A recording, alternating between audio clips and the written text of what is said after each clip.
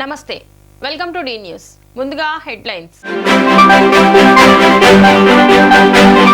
మాజీ మంత్రి పేర్ని నాని చిలక పలుకులు మాట్లాడుతున్నాడని మాజీ ఎమ్మెల్సీ బుద్ధ వెంకన్న వ్యంగ్యాస్త్రాలు అసెంబ్లీ సాక్షిగా భువనేశ్వరి బ్రాహ్మణులను వైసీపీ నేతలు అసభ్యంగా మాట్లాడితే పేర్ని నాని ఖండించలేదంటూ విమర్శ బెజవాడ కనకదుర్గమ్మకు పల్నాడు వినుకొండకు చెందిన దాత ఎంయు ఫణీంద్ర 3 కిలోల వెండి బహుకరణ దాత కుటుంబానికి అమ్మవారి దర్శనం కల్పించి అమ్మవారి చిత్రపటం శేషవస్త్రం ప్రసాదం అందించిన ఆలయ ఈవో కెఎస్ రామారావు. విజయవాడలో ఆదివారం జరిగిన రామ్ చరణ్ భారీ కటౌట్ లాంచ్ వీడియోలు సోషల్ మీడియాలో హల్చల్. Game changer producer Dil Raju సినిమాపై హైప్ పెంచారని అన్న నెటిజన్లు. మాజీ మంత్రి పేర్ని నాని చిలక పలుకులు మాట్లాడుతున్నాడని మాజీ ఎమ్మెల్సీ బుద్ధ వెంకన్న అన్నారు. ఆదివారం విజయవాడలోని తన కార్యాలయంలో ఆయన మీడియాతో మాట్లాడారు. ఎవరిని కించపరిచే ఉద్దేశం చంద్రబాబుకు ఉండదని అది చంద్రబాబు మనస్తత్వం అన్నారు. అసెంబ్లీ సాక్షిగా భువనేశ్వరి బ్రాహ్మణులను వైసీపీ నేతలు అసభ్యంగా మాట్లాడితే పేర్ని నాని ఖండించలేదంటూ విమర్శించారు. కట్టుకున్న భార్యను పేర్ని నాని కేసులో ఇరికించారన్నారు.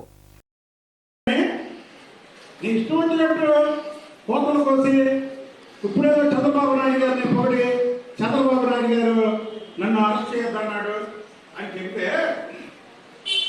అదంతా కూడా ప్రజలు గమనిస్తున్నారు. నువ్వు మాట్లాడిన ప్రతి ఒక్క మాట కూడా రికార్డ్ అయిపోయి ఉంది. ఇవాళ నేను మాట్లాడినా నువ్వు మాట్లాడినా ఇవాళ అన్ని సాక్ష్యాధారాలతో సహా ఉన్నాయి. అసలు కొడాలి నాని వంశీని ఇద్దరు శంకర జాతి కుక్కలు వాళ్ళందరూ చూస్తా భువనేశ్వర గారు జోలికి వచ్చారు కాబట్టి భువనేశ్వర గారి గురించి మాట్లాడారంటే నువ్వు నా మీద కేసు పెట్టాల్సినటువంటి అవసరం ఏమొచ్చింది నీకు? ముందు దీనికి సమాధానం చెప్పు. నువ్వు ముందు దీనికి సమాధానం చెప్పి నీ ఎక్కడాడు ఇక నానే ఇప్పుడుకైనా చేసిన తప్పులకి చెప్పలేసిపడి చంద్రబాబు నాయుడు గారిని నిజంగా నువ్వు ఆయన ఎంతో ఉన్నతమైన వ్యక్తి, ఆయన చాలా గౌరవంగా మాట్లాడేదని చెప్పావు కాబట్టి అలాంటి వ్యక్తికి పాదాభివందనం చేసుకొని ఆ కార్యం ఉన్నటువంటి ధూళికి బొట్టు పెట్టుకున్నా సరే నువ్వు చేసిన పాపం నీకు గుర్తుపెట్టావు. అరే పవన్ కళ్యాణ్ గారు నేను మాట్లాడాలి, కులం గురించి మాట్లాడేవా? పవన్ కళ్యాణ్ గారితో మీ కులం ఒకటే. పవన్ కళ్యాణ్ గారిని చాలా హేళనగా మాట్లాడేవే. చంద్రబాబు నాయుడు గారి కులం గురించి మాట్లాడేవే. లోకేష్ బాబు గారు కులం గురించి మాట్లాడేవే. అప్పుడు రాలేదయ్యా అంటే సాక్షి పడుకున్నావు నువ్వు. రాజకీయ శాస్త్రంలో నాకు ఈ ప్రభుత్వం శాస్త్రం, నాకు ఈ పదవి శాస్త్రంతో నా గవర్నమెంట్ ఎప్పుడూ ఉంటుంది, నన్ను అరెస్ట్ చేయరు, నేను ఇన్ని తప్పులు చేసినా అనుకున్నాను. బెజవాడ కనకదుర్గమ్మకు పల్నాడు వినుకొండకు చెందిన దాత ఎంయు ఫణీంద్ర ఆదివారం వెండిని అందజేశారు. అమ్మవారి అలంకరణ నిమిత్తం 3 కిలోల బరువు గల 5 వెండి బార్లను ఆలయ ఈవో కెఎస్ రామారావుకు విరాళంగా అందజేశారు. ఈ సందర్భంగా ఆలయ అధికారులు దాత కుటుంబానికి అమ్మవారి దర్శనం కల్పించారు. అనంతరం అమ్మవారి శేషవస్త్రం ప్రసాదం చిత్రపటం అందజేశారు.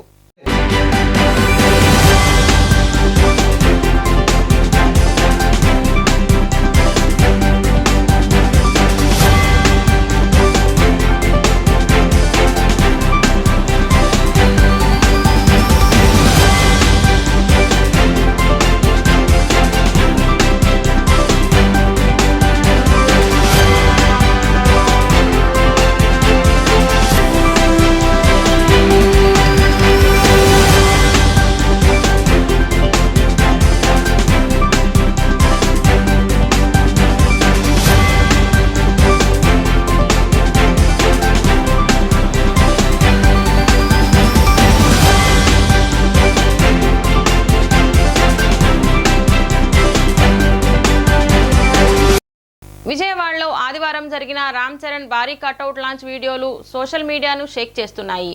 కాగా ఈవెంట్లో పాల్గొన్న game changer producer Dil Raju speech సినిమాపై ఓ రేంజ్లో హైప్ ఎక్కించిందని నెటిజన్లు సోషల్ మీడియాలో పోస్టులు పెడుతున్నారు. ఈ సినిమా చూసిన మెగాస్టార్ చిరంజీవి జనవరి 10న గేమ్ చేంజర్ సినిమాతో సంక్రాంతిని భారీగా జరుపుకుంటామని చెప్పారని దిల్ రాజు అన్నారు. గ్లోబల్ స్టార్ రామ్ చరణ్ నటించిన గేమ్ చేంజర్ మూవీ వచ్చే నెల 10న గ్రాండ్గా రిలీజ్ కాబోతోంది. శ్రీకాంత్, ఎస్జే సూర్య కీలక పాత్రలు పోషించారు. స్టార్ డైరెక్టర్ శంకర్ దర్శకత్వం వహించిన ఈ మూవీ తెలుగుతో పాటు తమిళం, హిందీ భాషల్లోనూ రిలీజ్ కాబోతోంది. ఈ నేపథ్యంలో రామ్ చరణ్కు ఆయన అభిమానులు భారీ బహుమతి ఇచ్చారు. విజయవాడలో 256 అడుగుల ఎత్తైన రామ్ చరణ్ కటౌట్ను ఏర్పాటు చేశారు. ప్రముఖ నిర్మాత దిల్ రాజు ఈ కటౌట్ను నేడు ఆవిష్కరించనున్నారు. అనంతరం హెలికాప్టర్ ద్వారా కటౌట్పై పూలు కురిపిస్తారు. ఈ మూవీ సంగీత దర్శకుడు తమన్ కూడా ఈ కార్యక్రమంలో పాల్గొనున్నారు. కాగా ఓ మూవీ స్టార్కు ఇంత పెద్ద కటౌట్ ఏర్పాటు చేయడం దేశంలోనే ఇది తొలిసారి. ట్రైలర్ నా ఫోన్లో ఉంది.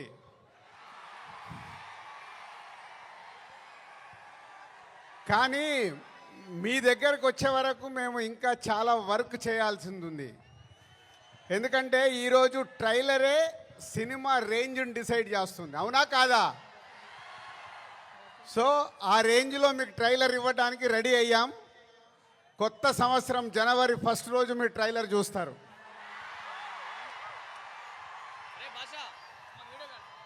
ముందుగా హలో విజయవాడ.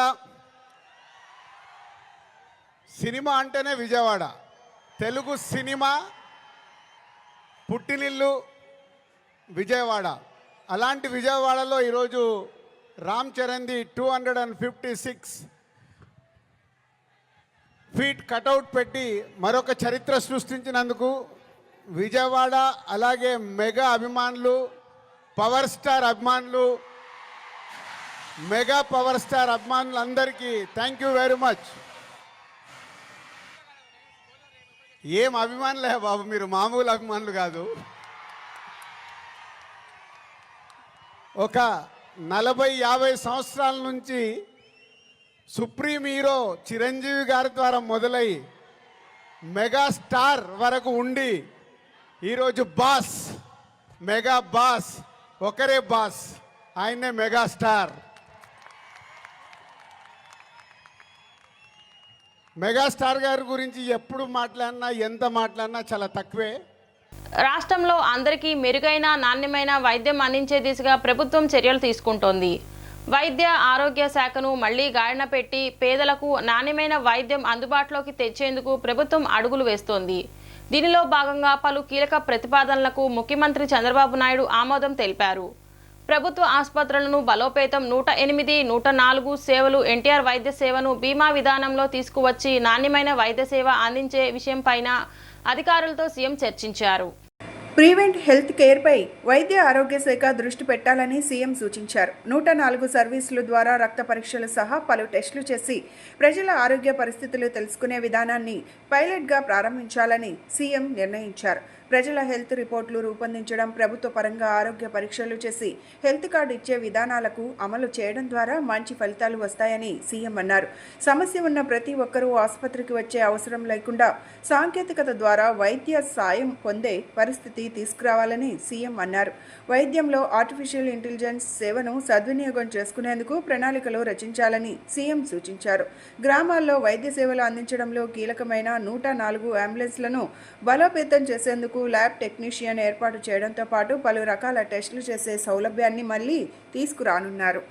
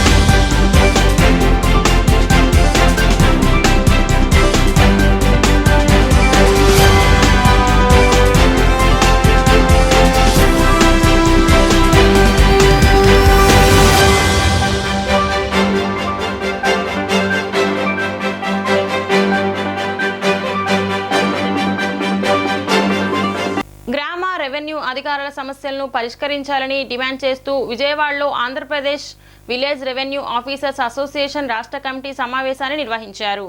ఈ సందర్భంగా Andhra Pradesh village revenue officers association రాష్ట్ర అధ్యక్షులు భూపతిరాజు రవీంద్రరాజు మాట్లాడుతూ గ్రామ రెవెన్యూ అధికారులపై ఇతర శాఖల అధికారులు పెత్తనాన్ని తీవ్రంగా ఖండిస్తున్నామన్నారు.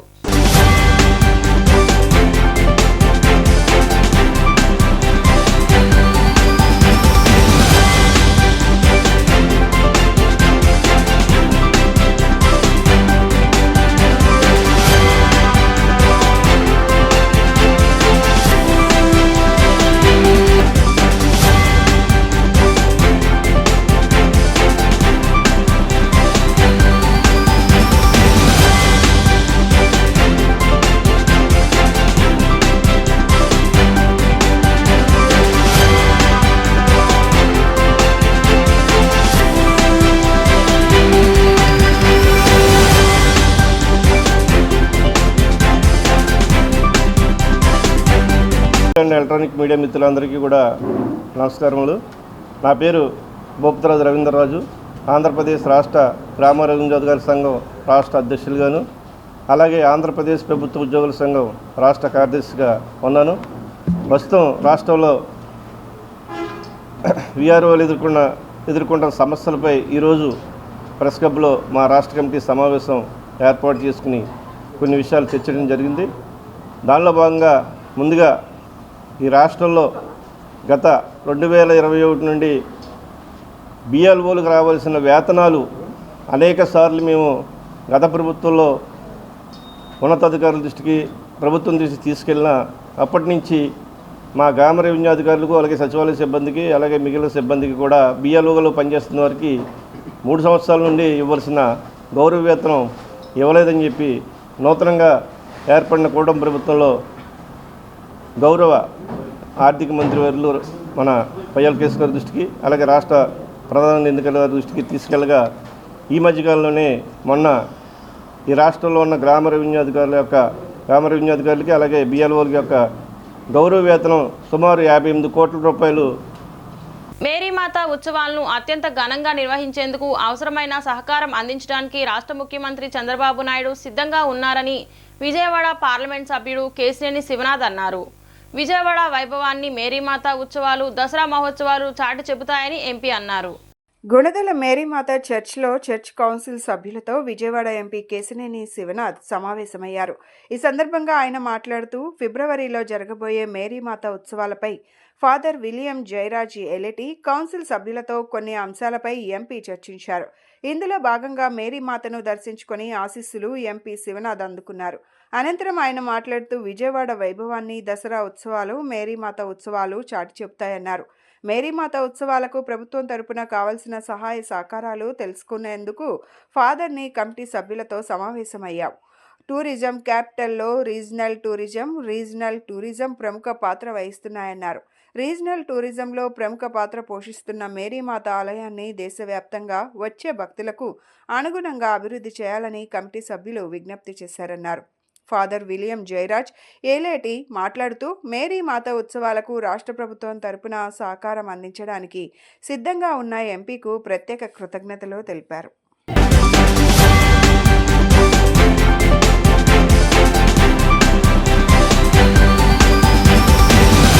ఇవాళ విజయవాడ నగరానికి ప్రతిష్టాత్మకంగా ఉన్న మేరీమాత అమ్మవారి ఆలయాన్ని దర్శించుకుని వారి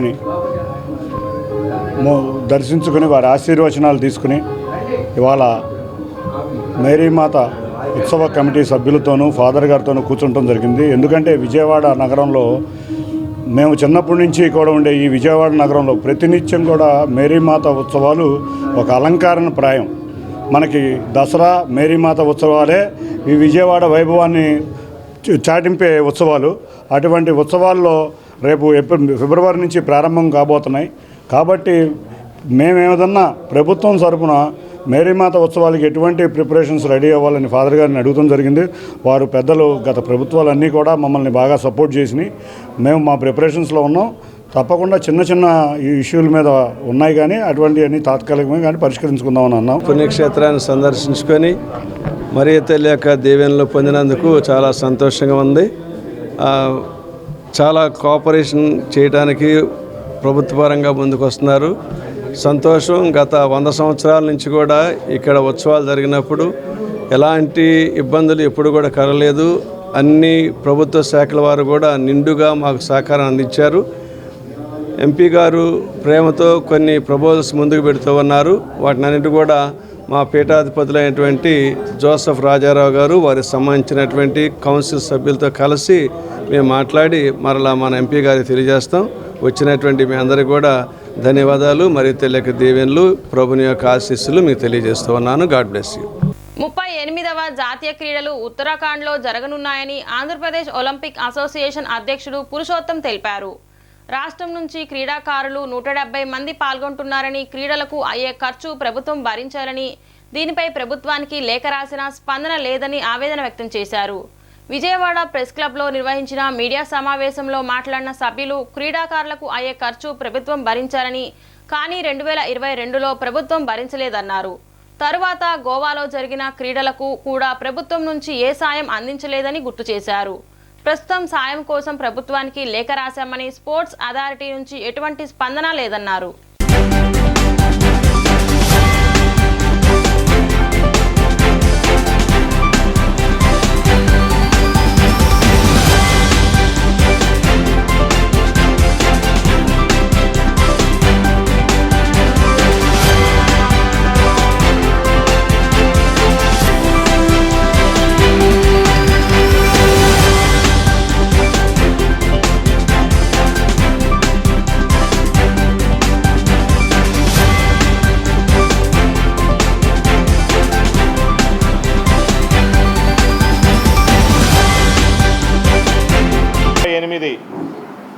జాతీయ క్రీడాకారుల గురించి, క్రీడా నేషనల్ గేమ్స్ గురించి ఈరోజు బ్రీఫ్ చేయడానికి మీ ముందుకు వస్తున్నా. ఈ డెహ్రాడూన్ నేషనల్ గేమ్స్ 38 ఎడిషన్, అంటే 36 ఆఫ్టర్ 7-8 ఇయర్స్ తర్వాత గుజరాత్లో జరిగింది, 22లో, 23లో గోవాలో జరిగింది. ఇది 24 సంవత్సరం జరగవలసింది, జనవరికి వెళ్ళింది. ఇది 38 ఎడిషన్. దీంట్లో 35 గేమ్లు ఉన్నాయి. 35 గేముల్లో డిసిప్లైన్స్, అది టీమ్ ఈవెంట్లు కావచ్చు, ఇండివిజువల్ గేమ్స్ అయినా కావచ్చు. టోటల్గా 35. ఈ 35లో 11 సిటీలు ఉత్తరాఖండ్లో డిఫరెంట్ సిటీస్లో జరుగుతుంది. జనవరి 28 స్టార్ట్ అవుతుంది. ఆ రోజు ప్రైమ్ మినిస్టర్ ఓపెనింగ్ సెరమనీ ఉంది. అది డెహ్రాడూన్ మెయిన్ స్టేడియంలో జరుగుతుంది.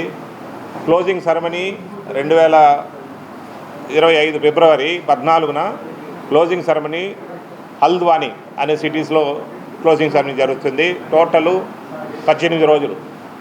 ఈ 18 రోజుల పోటీల్లో ఆంధ్రప్రదేశ్కు 21 గేమ్లు సెలెక్ట్ అయ్యింది. Team events plus individual, like swimming, boxing, judo, taekwondo, wrestling, ఇలాంటి ఇండివిజువల్ గేమ్స్, షూటింగు, టైకోండో. ఇది కాకుండా మనకు టీమ్ ఈవెంట్స్లో Andhra Pradesh men and women beach volleyball select అయింది, క్వాలిఫై అయింది అది. అలాగే ఖోఖో క్వాలిఫై అయింది టీమ్ ఈవెంట్లో. హ్యాండ్బాల్, బీచ్ హ్యాండ్బాల్ క్వాలిఫై అయింది. టీమ్ ఈవెంట్స్లో ఇవే అయినాయి, మిగతా అన్ని ఇండివిజువల్ గేమ్సే. మోడీ ప్రభుత్వం కార్పొరేటర్లకు ఊడిగం చేస్తూ దేశ ప్రజల మధ్య చీలిక తెస్తుందని సిపిఐ రాష్ట్ర కార్యదర్శి కె రామకృష్ణ వ్యాఖ్యానించారు. హిందూ మతోన్మాదాన్ని రెచ్చగొట్టి ఓటు బ్యాంక్ను సుస్థిరం చేసుకుంటున్నారని ధ్వజమెత్తారు. బీజేపీ సర్కార్ రాజ్యాంగాన్ని మార్చే ప్రయత్నం చేస్తుందని, రాజ్యాంగ పరిరక్షణ కోసం అందరూ పోరాటాలకు సిద్ధం కావాలని పిలుపునిచ్చారు. విజయవాడ హనుమాన్పేట దాసరి భవన్లో ఎంసీపీఐయు ఆంధ్ర రాష్ట్ర కమిటీ ఆధ్వర్యంలో ప్రస్తుత రాజకీయ పరిస్థితులు, ఫాసిస్ట్ మనువాద కార్పొరేట్ శక్తుల ప్రమాద, కమ్యూనిస్టు వామపక్ష శక్తుల కర్తవ్యం అనే అంశంపై సదస్సు నిర్వహించారు. సదస్సులో సిపిఐ రాష్ట్ర కార్యదర్శి రామకృష్ణ పాల్గొన్నారు. ఈ సందర్భంగా ఆయన మాట్లాడుతూ మోడీ ప్రభుత్వం కార్పొరేట్లకు ఊడిగం చేస్తూ దేశ ప్రజల మధ్య చీలిక తెచ్చి మత ప్రాతిపదికన విడగొట్టే ప్రయత్నం చేస్తున్నారని ఆరోపించారు. ముస్లిం క్రైస్తవులను రెండో పౌరులుగా చూస్తూ అభద్రతా భావానికి గురి చేస్తున్నారని వ్యాఖ్యానించారు. హిందూ మతోన్మాదాన్ని రెచ్చగొట్టి ఓటు బ్యాంకును సుస్థిరం చేసుకుంటున్నారని ధ్వజమెత్తారు. అంబానీ, అదానీ ఆస్తులు పెంచుకునేందుకు మోడీ సర్కార్ పనిచేస్తుందని, వారిని కాపాడుతున్నారని అన్నారు. రాజ్యాంగ నిర్మాత అంబేద్కర్ పట్ల గౌరవం చూపడం లేదని, రాజ్యాంగాన్ని మార్చే ప్రయత్నం చేస్తున్నారని ధ్వజమెత్తారు. రాజ్యాంగ పరిరక్షణ కోసం అందరూ పోరాటాలకు సిద్ధం కావాలని పిలుపునిచ్చారు. విలేకరులందరికీ నమస్కారాలు. ఈరోజు దేశంలో జరుగుతున్నటువంటి అర్ధఫాసిస్టు పరిపాలనా విధానాలకు వ్యతిరేకంగా ఈ రాష్ట్రంలో జరుగుతున్నటువంటి మోదీ, అమిత్ షా నాయకత్వంలో జరుగుతున్నటువంటి పరిపాలనలో వారి అడుగుదారులో నడుస్తున్నటువంటి జగన్మోహన్ రెడ్డి, చంద్రబాబు నాయుడు, పవన్ కళ్యాణ్ ఈ రూపంగా దేశంలో మొత్తం రాజ్యాంగ వ్యవస్థలన్నింటినీ కూడా తమ గుప్పిట్లో ఉపయోగించుకొని ఈ రాష్ట్రాన్ని, ఈ దేశాన్ని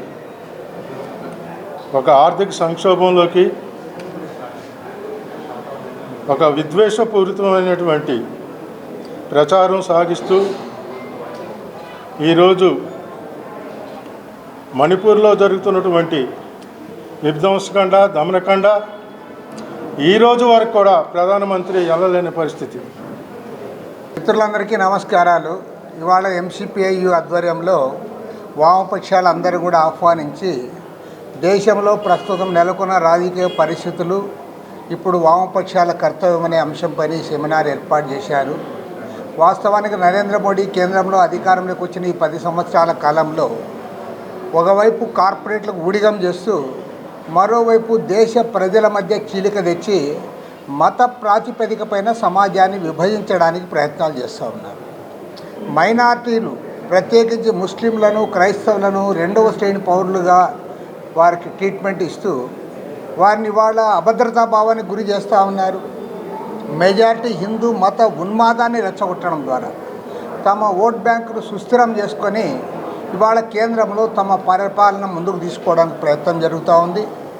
మరోవైపు ప్రపంచవ్యాప్తంగా అంబానీలు, అదానీలు వాళ్ళ ఆస్తులు పెంచుకోవడానికి ప్రభుత్వం పనిచేస్తూ ఉంది. చివరికి అమెరికాలో న్యూయార్క్ ఈస్టర్న్ డిస్ట్రిక్ట్ కోర్టులో సాక్షాత్తు అదానికి వ్యతిరేకంగా కేసు ఫైల్ చేసి వాళ్ళ సమన్లు ఇచ్చినా సరే నరేంద్ర మోడీ వారిని కాపాడడానికి ప్రయత్నం చేస్తూ ఉన్నారు. అమరావతితో పాటు విజయవాడ, గుంటూరు నగరాలను అభివృద్ధి చేసే విధంగా సీఎం చంద్రబాబు పరిపాలన చేస్తున్నారని విజయవాడ తూర్పు నియోజకవర్గ ఎమ్మెల్యే గద్దె రామ్మోహన్ అన్నారు. వేల కోట్ల రూపాయలను రాజధానికి ఇచ్చేందుకు వరల్డ్ బ్యాంక్ సుముఖత వ్యక్తం చేసిందన్నారు. విజయవాడ తూర్పు నియోజకవర్గం 4వ డివిజన్ సుబ్బారావు కాలనీలో పార్లమెంటు వాసులతో ఎంపీ కేశినేని శివనాథ్, ఎమ్మెల్యే గద్దె రామ్మోహన్ సమావేశం నిర్వహించారు. ఈ సందర్భంగా వారి సమస్యలను తెలుసుకున్నారు. అనంతరం గద్దె రామ్మోహన్ మాట్లాడుతూ రాజధాని అమరావతి పనులు వేగవంతంగా రాబోయే ఏడాదిలో జరుగుతాయని చెప్పారు. అందుకు అవసరమైన నిధులు కూడా ప్రపంచ బ్యాంక్ ఇస్తుందని, 30,000 కోట్లు రానున్నాయన్నారు. అమరావతితో పాటు విజయవాడ, గుంటూరు నగరాలను కూడా అభివృద్ధి చేసే విధంగా కూటమి పాలన ఉంటుందన్నారు. కాలనీలో రోడ్ల నిర్మాణం వేగవంతం చేస్తామని హామీ ఇచ్చారు. తన భారీ విజయానికి సహకరించిన కాలనీ వాసులకు కృతజ్ఞతలు తెలిపారు. ఈ కార్యక్రమంలో స్థానిక కార్పొరేటర్ మరియు టీడీపీ శ్రేణులు పాల్గొన్నారు.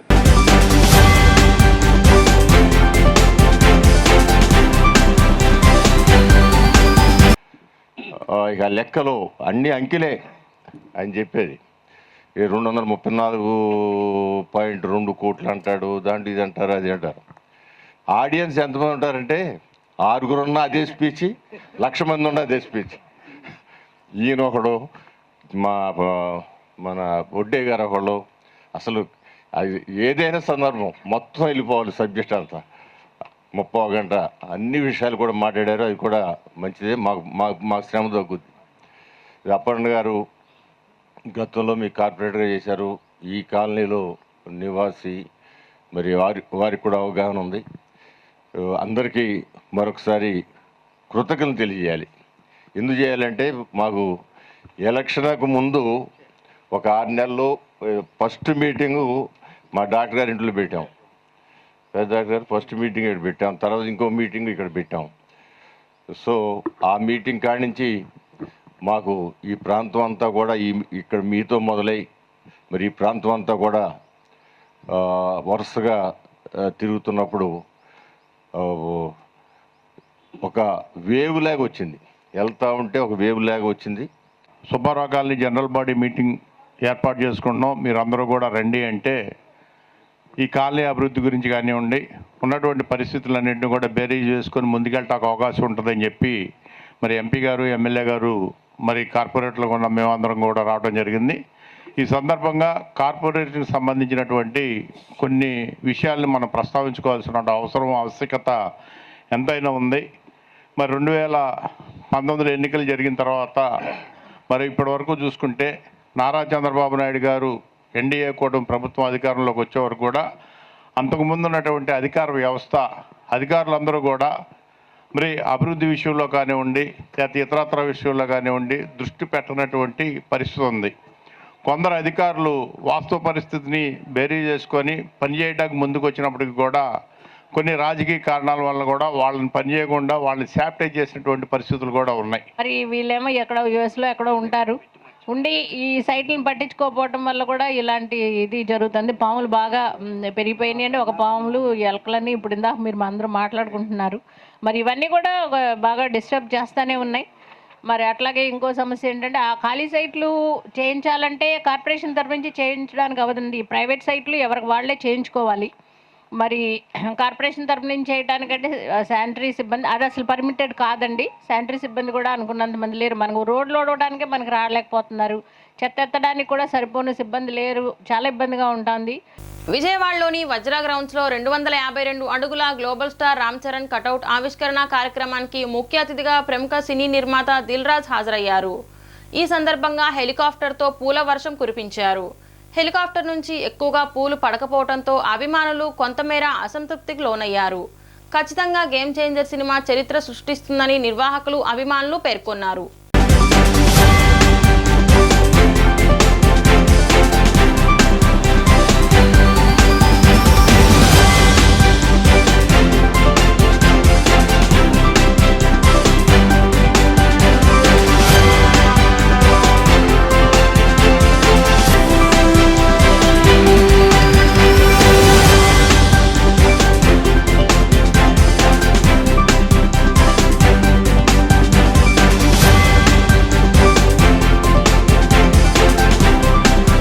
చరిత్ర క్రియేట్ చేయాలి ఆ ఈవెంట్తో. 1 o'clock చిరంజీవి గారికి ఫోన్ చేశాను. కూర్చున్నాను, చిరంజీవి గారి ఫోన్ ఒకే మాట అన్నారు, సరే ఇట్లా మన ఫ్యాన్స్కి చెప్పు, సంక్రాంతికి మామూలుగా మనం కొట్టట్లేదు, జనవరి 10 డెఫినెట్గా సంక్రాంతి పండగ, ఈ పండగ మామూలుగా మనం చేసుకోకూడదు. సో ఒక రేంజ్లో చేసుకుందాం. Thank you. గత ప్రభుత్వ హయాంలో రియల్ ఎస్టేట్ రంగం నీరు కారిపోయిందని రాష్ట్ర పురపాలక శాఖ మంత్రి పి నారాయణ అన్నారు. గత 5 ఏళ్ల కాలంలో అన్ని రంగాల్లో అభివృద్ధి సున్నా అన్నారు. రియల్ ఎస్టేట్ రంగానికి సంబంధించి నూతన పాలసీ విధానాలను ఈ నెల 30-31 తేదీల్లో విడుదల చేసేందుకు రాష్ట్ర ప్రభుత్వం ప్రణాళికలు సిద్ధం చేసిందన్నారు. భవన నిర్మాణానికి సంబంధించి సింగిల్ విండో పద్ధతిని ప్రజలకు అందుబాటులోకి త్వరలో తెస్తామన్నారు. విజయవాడ నగరంలోని వెన్యూ కళ్యాణ మండపంలో నెరెడ్కో ఆధ్వర్యంలో 2025 క్యాలెండర్ ఆవిష్కరణ కార్యక్రమం జరిగింది.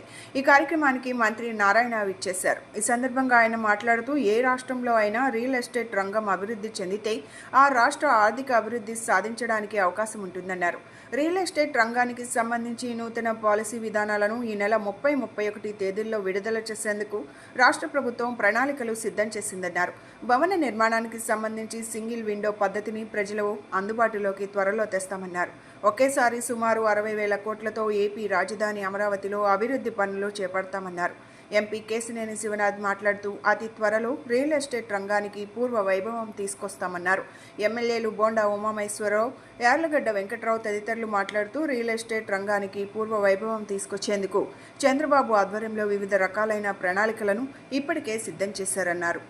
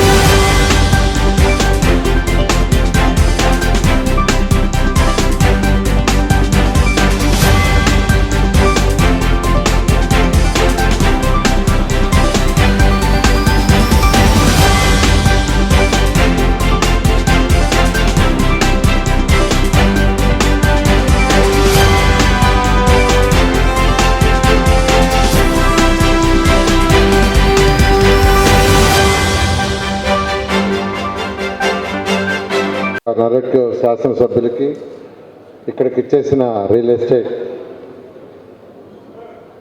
ప్రముఖులకు, మీడియా పర్సన్స్కి అందరికీ నమస్కారాలు.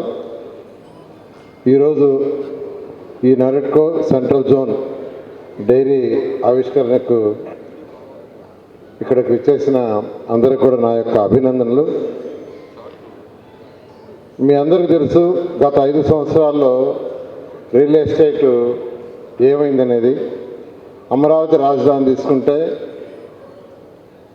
3 ముక్కల ఆటతో దాన్ని పూర్తిగా నాశనం చేశారు గత ప్రభుత్వం. అంతేకాకుండా రియల్ ఎస్టేట్ టోటల్గా నాశనమైన విషయం మీకు అందరికీ తెలుసు. అయితే ఈ ప్రభుత్వం రాగానే ముఖ్యమంత్రి గారు నాకు మళ్ళీ ఇదే శాఖనిచ్చి నాకు ఇచ్చిన ఇన్స్ట్రక్షన్ ఒకటే, ఎక్కడైనా ఏ దేశంలో అయినా ఏ రాష్ట్రంలో అయినా రియల్ ఎస్టేట్ అనేది డెవలప్ అయితేనే ఆ రాష్ట్రం డెవలప్ అవుతుంది అని ప్రత్యేకంగా చెప్పడం. నేను మంత్రి కాగానే ఫస్ట్ దీంట్లో ఉన్న సమస్యలు ఏంది అని అధికారులతో డిస్కస్ చేయటం, ఎక్కువగా టౌన్ ప్లానింగ్ దాని మీద ఫోకస్. ప్రపంచ తెలుగు రచయితల 6వ మహాసభలో 2వ రోజు ఆదివారం కేబిఎన్ కళాశాలలో అత్యంత వైభవంగా ప్రారంభమయ్యాయి. 2వ రోజు మహాసభలో భాగంగా చెరుకూరి రామోజీరావు సభా వేదికలో తెలుగు న్యాయపాలన సదస్సు జరిగింది. ఈ కార్యక్రమంలో విశ్రాంత ఆంధ్రప్రదేశ్ హైకోర్టు న్యాయమూర్తి జస్టిస్ ఆకుల వెంకట శేషసాయి అధ్యక్షత వహించిన ఈ కార్యక్రమంలో ఆంధ్రప్రదేశ్ హైకోర్టు న్యాయమూర్తి justice K Manmatha Rao, Telangana high court న్యాయమూర్తి justice K Lakshman, Telangana high court న్యాయమూర్తి జస్టిస్ నగేష్, ఆంధ్రప్రదేశ్ హైకోర్టు న్యాయమూర్తి జస్టిస్ బి కృష్ణమోహన్ రావు తదితరులు పాల్గొన్నారు. ఈ సందర్భంగా వారు మాట్లాడుతూ భాషాపరంగా న్యాయ వ్యవస్థలో సమూల మార్పులు తీసుకురావాల్సిన అవసరం ఉందన్నారు. తెలుగు భాషలోనే తీర్పులు ఇవ్వవలసిన అవసరం ఎంతైనా ఉందని, ఆంగ్లేయుల పాలనలో సిపి బ్రౌన్ ఇచ్చిన తీర్పులన్నీ తెలుగులోనే ఉన్నాయన్న విషయాన్ని గుర్తు చేశారు. అధికార భాషా చట్టం ఉన్న అమలుకు నోచుకోని దుస్థితి నేడు తెలుగు రాష్ట్రాలలో ఉందన్నారు. ఆత్మాభిమానం కలిగిన ప్రతి తెలుగువారు తెలుగులోనే మాట్లాడాలని, తెలుగు వారందరికీ ఇంగ్లీష్ జాడ్యం పట్టుకుందని, మాతృభాష బాగా నేర్చుకుంటే ఇతర భాషలు నేర్చుకోవడం సులభతరం అవుతుందని స్పష్టం చేశారు.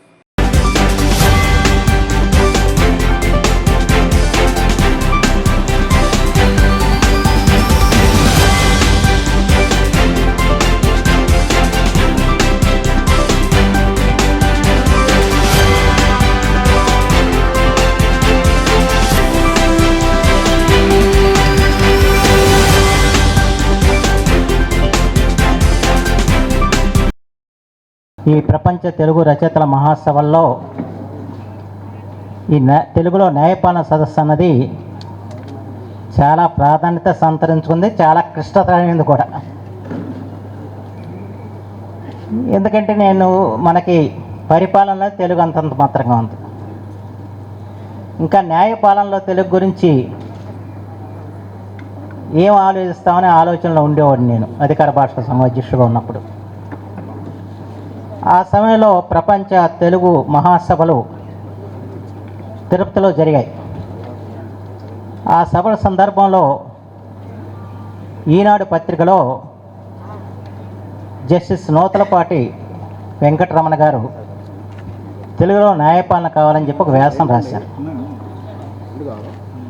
ఆ వ్యాసం చదివి ఆ తర్వాత వారిని నేను వెళ్ళి కలవటం జరిగింది. అప్పుడు వారు జ్యుడిషియల్ అకాడమీకి అధ్యక్షులుగా కూడా ఉండేవారు. అప్పుడు వారు ఒక సూచన చేశారు. అధికార భాషా సంఘం జ్యుడిషియల్ అకాడమీ కలిసి న్యాయపాలన మీద ఒక సదస్సు నిర్వహిద్దాం అని చెప్పి వారు చెప్పటం, దాంతో మేము 2013 ఫిబ్రవరి 10వ తారీఖున హైదరాబాద్ జూబ్లీ హాల్లో సదస్సు నిర్వహించాం. ఎందుకంటే ఈ సదస్సు ఆంధ్రప్రదేశ్ చరిత్రలో సువర్ణాక్షరాలతో లిఖించబడ్డ సదస్సు అని చెప్పి మాత్రం మనం చేస్తున్నాం. ఎందుకంటే భీమపాక నగేష్ గారు, అలాగే వేదిక మీద ఉన్నటువంటి ఈ ప్రపంచ తెలుగు మహాసభలు నిర్వహిస్తున్న యార్లగడ్డ లక్ష్మీప్రసాద్ గారు అండ్ మండల బుద్ధప్రసాద్ గారు, అందరికీ కూడా మీ అందరికీ కూడా నా హృదయపూర్వక నమస్కారాలు తెలియజేసుకుంటూ, ఇప్పటి వరకు మా సోదరుడు నగేష్ మాట్లాడిన విధంగా మేము మాట్లాడలేము అనేది ముందుగా మీ అందరి ముందు అంత చమత్కారంగా మిమ్మల్ని అందరినీ ఉత్తేజపరుస్తూ మాట్లాడిన విధంగా మేము మాట్లాడలేము అనేది ఒప్పుకుంటూ, ఈ కార్యక్రమానికి నన్ను ఆహ్వానించి తెలుగులో న్యాయ పరిపాలన సదస్సు అని నిర్వహించదలిచినట్లుగా ఈ కార్యక్రమానికి నన్ను పిలవటం, తెలుగులో తీర్పు రాశాను అన్న గుర్తింపుతో మీ ముందు నిలబడి మీతో తెలుగులో న్యాయ పరిపాలన అనే విషయాన్ని ఆలోచించినప్పుడు, అంటే నాకు ఎప్పుడూ అనిపిస్తూ ఉంటుంది, తెలుగు మాటల్లో తెలుగులో చెప్పుకోలేని, చెప్పదగినవి ఉండొచ్చు, చెప్పుకోదగినటువంటి భావాలు కూడా ఎన్నో ఉండే పరిస్థితి కూడా ఉన్నటువంటిది. బులెటిన్ ముగించే ముందు ముఖ్యాంశాలు మరొకసారి. మాజీ మంత్రి పేర్ని నాని చిలక పలుకులు మాట్లాడుతున్నాడని మాజీ ఎమ్మెల్సీ బుద్ధా వెంకన్న వ్యంగ్యాస్త్రాలు. అసెంబ్లీ సాక్షిగా భువనేశ్వరి బ్రాహ్మణులను వైసీపీ నేతలు అసభ్యంగా మాట్లాడితే పేర్ని నాని ఖండించలేదంటూ విమర్శ. బెజవాడ కనకదుర్గమ్మకు పల్నాడు వినుకొండకు చెందిన దాత ఎంయు ఫణీంద్ర 3 కిలోల వెండి బహుకరణ. దాత కుటుంబానికి అమ్మవారి దర్శనం కల్పించి అమ్మవారి చిత్రపటం శేషవస్త్రం ప్రసాదం అందించిన ఆలయ ఈవో కెఎస్ రామారావు. విజయవాడలో ఆదివారం జరిగిన రామ్ చరణ్ భారీ కటౌట్ లాంచ్ వీడియోలు సోషల్ మీడియాలో హల్చల్. Game changer producer Dil Raju సినిమాపై హైప్ పెంచారని అన్న నెటిజన్లు. డి న్యూస్ కి సమాప్తం. మళ్ళీ నెక్స్ట్ బులెటిన్ లో కలుద్దాం.